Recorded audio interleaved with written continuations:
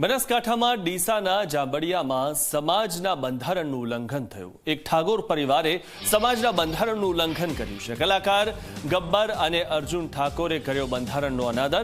DJ પર પ્રતિબંધ છતાં પણ ડીજે સાથે વરઘોડો કાઢ્યો અને બંધારણનું આમાં ઉલ્લંઘન કરવામાં આવ્યું છે। લોકોએ વરઘોડામાં ડીજેના તાલે નાચ્યા હતા, ત્યારે વરઘોડાનો વિડીયો આવતા લોકોમાં આક્રોશ છવાયો છે કે જો આ જ પ્રકારે કરવાનું હોય તો પછી બંધારણ બનાવવાનો મતલબ શું છે।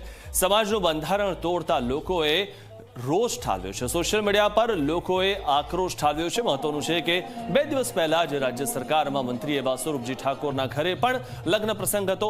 તેમણે સમાજના બંધારણ પ્રમાણે એકદમ સાદાઈથી લગ્ન પ્રસંગ કર્યો હતો।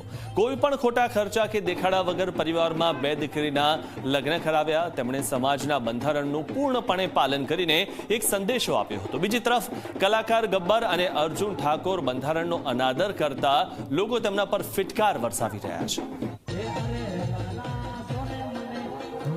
તો ઉલ્લેખનીય બાબત એ છે કે હવે દરેક સમાજ એટલા માટે બંધારણ બનાવે છે કારણ કે કારણ વગરના જે ખર્ચાઓ છે તેનાથી સમાજના તમામ લોકોને દૂર રાખવામાં આવે। એક જે દ્રશ્ય છે તે સ્વરૂપજી ઠાકોરના ત્યાં જે લગ્ન પ્રસંગ હતો ને જે એકદમ સાદાઈથી બંધારણના નિયમો પ્રમાણે તેમણે લગ્ન પ્રસંગ ઉજવ્યો હતો તેના આ દ્રશ્યો છે। ને બીજું જે દ્રશ્ય છે તે આજનું છે કે જેમાં બંધારણની 80 કે 83 કરી નાખવામાં આવી અને ડીજેનો વરઘોડો કાઢવામાં આવ્યો। લોકો તેમાં નાચી રહ્યા છે। સમાજના બંધારણનો અનાદર કરતો આ બીજો જે વિડીયો છે તે સામે આવ્યો છે।